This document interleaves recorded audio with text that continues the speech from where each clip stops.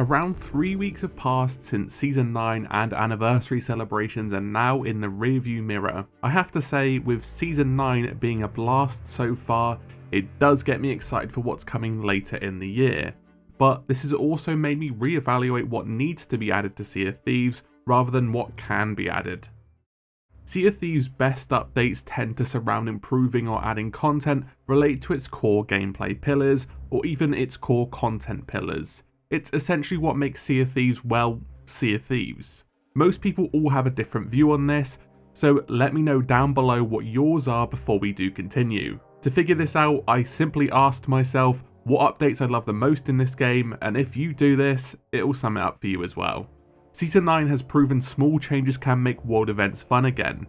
For us, each Fort of Fortune has been contested by at least one other crew in Season 9, as opposed to the none since around Season 4 began. The only world event that would see consistent action before was the Fort of the Damned, and even then, it was a shadow of its former chaos. I've had the most fun in months with the Fort of Fortune, and that's not because the PvE is less tedious. The amount of organic interactions have just increased. I always bang on about how world events are the bread and butter of this game, with the reception of the Chest of Fortune being testament to that. So in that case, I would love to see Rare keep this focus. We will have an element of that in Season 10 and Season 11 until the Fate of Fortune pieces all get released, but I would argue there is no reason not to expand the world event system with new options. We've yet to see any usage of the Sirens, Ocean Crawlers or Phantoms in the world events, and no, the Treasuries and Sea Forts are not world events. I personally think a new sea monster would fit best, but do think that's very unlikely since we just got a Sea Serpent set in the Emporium and a Hydra ship set with the Fate of Fortune. But Rare would be killing two birds with one stone, making a new sea monster is highly requested, as are more world events. It would be a no-brainer making a Sea Serpent world event. There are a bunch of smaller changes that can happen to current world events to refresh old content, it just needs to be kept competitive with the new stuff being added. On a side note, Rare can make Season 9 level changes to expand future updates. Sea Forts, Siren Treasuries and Shrines, Tall Tales can all be refreshed with new commendations and rewards.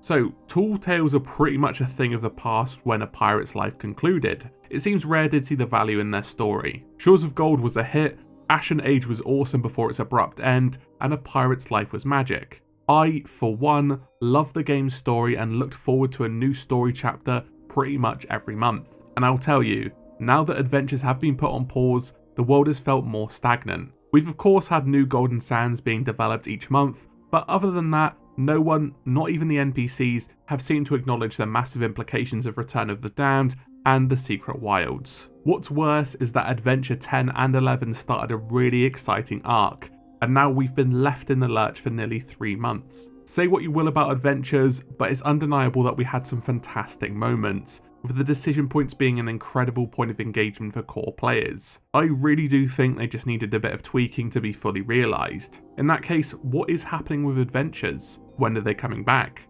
We don't know. However, we can look at the delay of Adventure 12 as a good thing or a bad thing. The best case scenario is that the team have realised that Adventures needed to change, so they are closer to Tall Tales. This means they're a bit more varied in their gameplay and stay permanently after they've ended, so anyone can replay them. There's also a very small possibility, and this is just a possibility, is that Adventures will return as they were and have been delayed due to resources or a way to pad out Season 9's content. We do know that the mystery is due to start any moment now, simply because we have the release window of after Anniversary. Anniversary came and went, so it could be really any time in Season 9.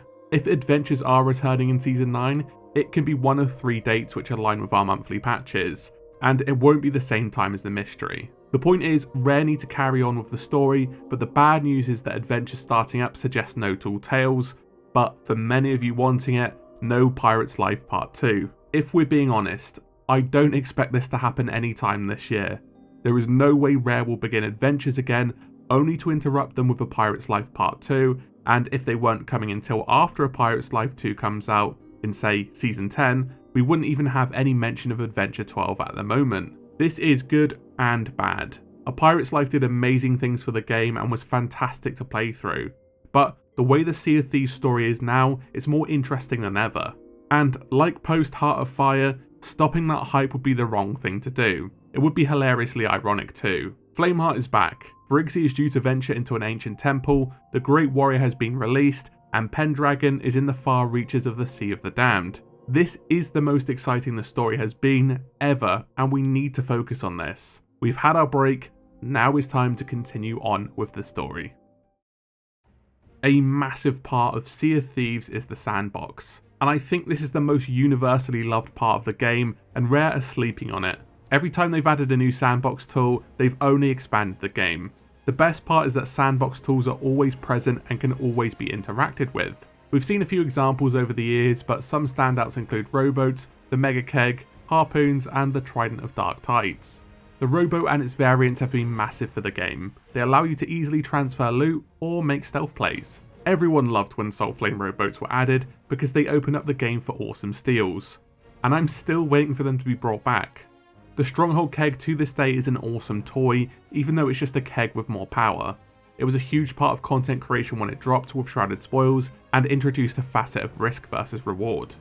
The Harpoon saw an update as recent as Season 9, but in essence, it just made them less tedious. They're awesome when you combine them with the Sovereigns and the quicker world events, but it hasn't really changed how we use them. But they do remain integral to PvE and PvP since their introduction in the Anniversary update. Rare had some awesome plans for more tools to be used in the sandbox that just didn't make the cut, like being able to use a harpoon as a zip wire, or even a catapult that you could launch your crewmates with and was affected by your pirate's weights. Sea of Thieves has such fantastic physics and ship combat.